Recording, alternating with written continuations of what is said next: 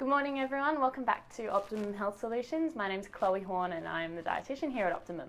Today I wanted to talk to you about milk, so specifically dairy milk. I know there's a plethora of other milks available out there for people who are lactose intolerant or prefer not to have animal products.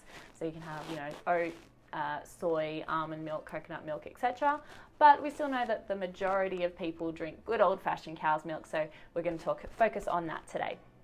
Now, the majority of the time when people ask me what milk they should drink, I usually say skim or light milk. And this is because it has significantly less saturated fat than your regular full cream milk products. And this is important for cholesterol function, for fat reduction, for preventing diabetes and things like that.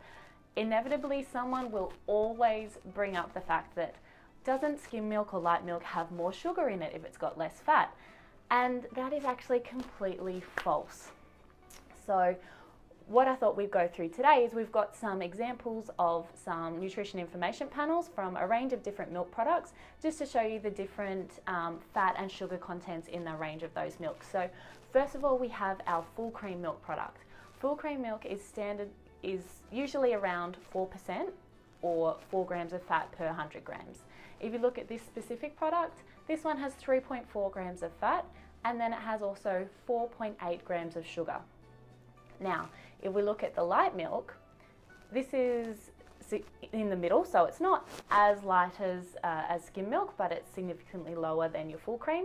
It's only got 0.9 grams of fat, so it's significantly lower in its fat content, but it has almost the same amount of sugar. It's got 4.9 grams of sugar, so only a tiny, tiny, tiny amount more, which is basically insignificant when we're talking about the amounts of milk most people drink. If we go on to our skim milk product, this has got even less fat in it. It's only got 0.1 grams of fat, which again is hardly anything. If you are having 100 mils of milk, that's 0.1. You could barely notice it. And yet it's got the same amount of sugar as that light product, which is that 4.9 grams of fat. So as you can see, in all of these products, the only thing that changes is the fat content, and it changes quite significantly. Everything else stays pretty much the same. Your sugar stays the same, your protein stays pretty much the same, your calcium intake also stays pretty much the same. So when you're deciding what milk product you should buy, if you want to decide based on fat content, obviously do that. If you want to decide on taste, do that as well. But don't make your choices based on sugar, calcium content or any of those things, because they're just not true, and you'll be making an uninformed decision. So as far as recommendations go, we do recommend light or skim milk for anyone over the age of 2, unless you've been specifically recommended otherwise. So I hope that answered some of your questions for today. If you want to discuss any of this further, definitely get in touch with us or book in for a session and we can have a chat. Thanks guys.